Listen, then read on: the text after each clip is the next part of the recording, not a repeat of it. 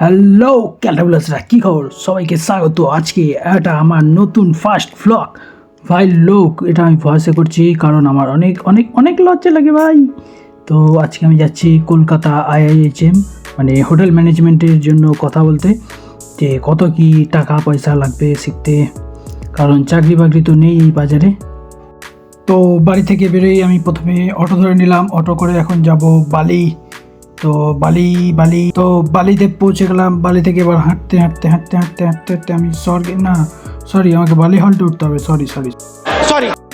তো উপরে উঠে গেলাম, এবার বাসের জন্য দাঁড়িয়ে আছি। তখন দিয়ে মানে বাস আসছে না, এদিক ওদিক ঘুরছি।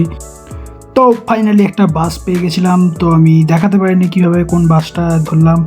অনেক ভিড় ছিল, আমাকে ফেলে দিত, না হলে কন্ট্রাক্টর রুট দিত না।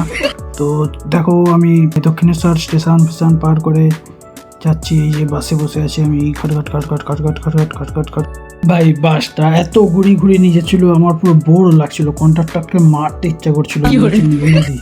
যেতে দেখলাম ভাই মমতাদির বিলবোর্ড, ভাই কলকাতার বিলবোর্ড, বড় বিলবোর্ড। তো এবার আমি বাসে উঠে বাড়ি ফিরছি।